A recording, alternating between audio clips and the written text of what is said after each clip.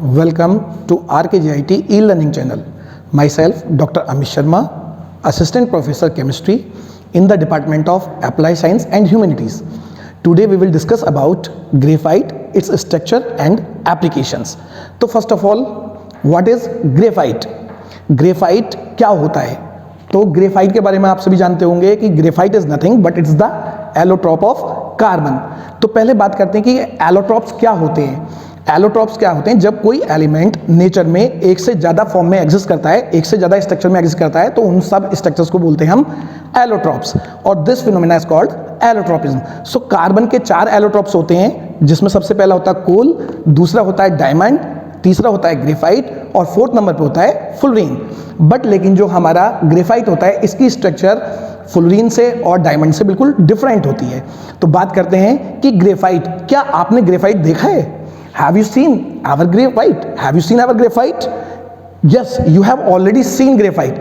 कहाँ कहाँ आप लोगों ने देखा होगा ग्रेफाइट? यस, ग्रेफाइट को आपने देखा होगा पेंसिल्स के अंदर in the form of pencil lead, क्योंकि ग्रेफाइट की स्पेशलिटी होती है कि ये पेपर के ऊपर मार्क करता है, तो आपने देखा है। इसके एक्सेप्ट आप लोगों ने कहाँ पर ग्रेफाइट देखा होगा? आपने देखा होगा जो ड्राई सेल्स होते हैं, बैटरीज, उनके अंदर जो हम इलेक्ट्रोड यूज करते हैं, दैट इज ग्रेफाइट का इलेक्ट्रोड होता है। तो इस तरीके से ग्रेफाइट का बहुत ही डेली लाइफ में यूज हम लोगों ने किया हुआ है। तो बात करते हैं इसकी स्ट्रक्चर। वास्तव में स्ट्रक्चर के बिहाफ पे ग्रेफाइट क्या होता है? It has 2 dimensional layer like structure, और इसकी स्ट्रक्चर को हम बोलते हैं सैंडविच लाइक स्ट्रक्चर। जैसा आप लोग जानते हैं, जब स्लाइस बनाते हैं तो ऊपर स्लाइस होती है, नीचे स्लाइस होती है, और बीच में उसके जैम या बटर लगा देते हैं। तो सिमिलरली जो हमारा ग्रेफाइट होता है, उसके अंदर 2 लेयर्स होती हैं, और उन लेयर के बीच में big van der Waals force होती है। तो इसकी स्ट्रक्चर को बोलते हैं हम सैंडविच लाइक स्ट्रक्चर। और कह सकते हैं कि in the structure of graphite each carbon atom is sp2 hybridize and arrange hexagonally, यानी कि हर कार्बन एटम जो ग्रेफाइट के अंदर प्रेजेंट होगा उसका हाइब्रिडाइजेशन sp2 होगा, और वो हेक्सागोनली अरेंज्ड होगा लेयर के अंदर, यानी कि 6 कार्बन एटम्स एक ही लेयर में हेक्सागन की फॉर्म में अटैच होंगे।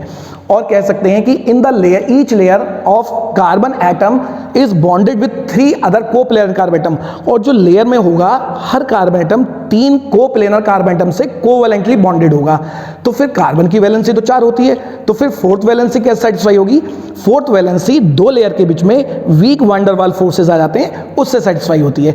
तो कह सकते हैं कि in the graphite each carbon atom is sp2 hybridize and coplane bonded with 3 coplanar carbon atoms, and 4th valency satisfied by weak van der Waals force.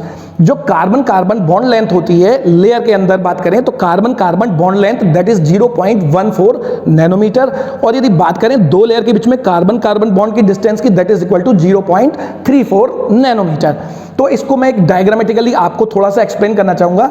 यहाँ आप डायग्राम देख रहे हैं, तो यहाँ पे जो ईच कार्बन एटम है वो लेयर्स के फॉर्म में 2D फॉर्म में, और ये डिफरेंट लेयर्स शो करी हुई हैं, जिनमें ईच कार्बन एटम अपने कोप्लेन में 3 कार्बन एटम से अटैच है, कोवैलेंटली बॉन्डेड।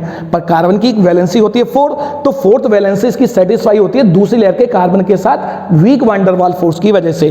तो क्योंकि weak van der Waals force जो होती हैं वो थोड़ी हल्की फोर्स होती हैं, लाइट फोर्सेस होती हैं, जिसकी वजह से सॉफ्ट होता है, और स्लाइड जो ये लेयर्स हैं वो एक दूसरे के ऊपर स्लाइड कर सकती हैं, और ये लुब्रिकेंट की तरह बिहेव करता है। और due to weak van der Waals force, इन फोर्स की वजह से ही जो हमारा ग्रेफाइट होता है वो सॉफ्ट होता है नेचर में। यहां आप देखिए, जो कार्बन कार्बन बॉन्ड लेंथ है in plane, carbon carbon bond length that is equal to 0.14 nanometer, और carbon carbon distance between 2 layers that is 0.34 nanometer. इसके बाद हम बात करते हैं कि जो हमारी टाइप्स हैं, तो ग्रेफाइट कितने तरह का होता है? तो generally there are 2 types of graphite, alpha graphite and second beta graphite. वास्तव में इनमें डिफरेंस क्या होता है? जो लेयर का अरेंजमेंट है, उनका अरेंजमेंट या तो ए बी पैटर्न पे होगा, यानी कि सेकंड लेयर फॉलो करेगी 4th लेयर को, फर्स्ट लेयर फॉलो करेगी 3rd लेयर को, यानी कि ए बी अरेंजमेंट। तो उस अरेंजमेंट को हम बोलते हैं अल्फा ग्रेफाइट। तो in alpha graphite the layers are arrange in the sequence of A B arrangement.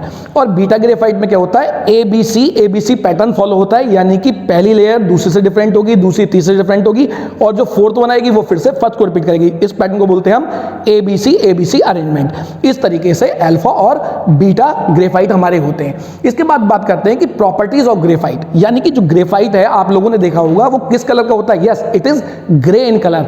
तो graphite is grey in colour and it is crystalline solid and it is very soapy to touch. और आपने देखा होगा जब pencil lead को आप touch करके देखते हैं तो वो बहुत ही स्लिपरी होता है, बहुत ही सोपी टच वाला होता है फील। तो उसकी बात करते हैं इट इज नॉन इन्फ्लेमेबल, इसके अंदर कोई आग लगने का खतरा नहीं होता है, ये जलता नहीं है आसानी से। तो इसको इसलिए हम किस में यूज करते हैं? बैटरीज में, इलेक्ट्रोड की फॉर्म में यूज करते हैं। It is soft in nature due to presence of weak van der Waal force.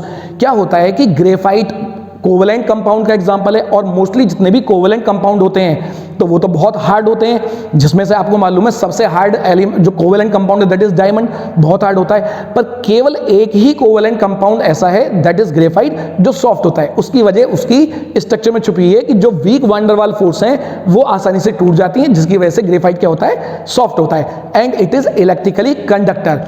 In weak van der Waal force की वजह से ही ग्रेफाइट क्या करता है? इलेक्ट्रिसिटी को कंडक्ट करता है। अदरवाइज बाकी सारे के सारे कोवेलेंट कंपाउंड्स क्या होते हैं? इंसुलेटर्स होते हैं।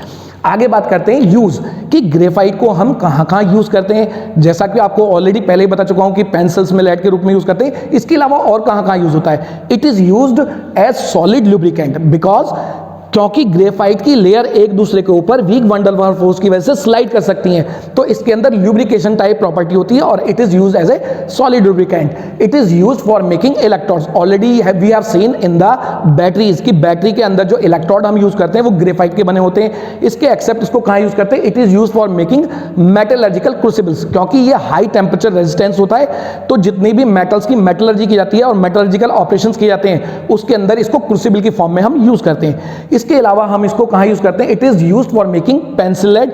पेंसिल के रूप में इसको हम यूज करते हैं पेंसिल लेड में, क्योंकि ये मार्क करता है व्हाइट पेपर के ऊपर, that's why it is used in the pencil lead. Last, it is used for making moderator rods in nuclear power plant.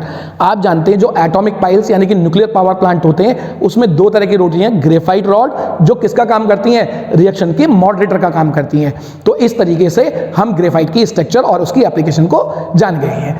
If you have any query, you can comment in chat box. Thank you.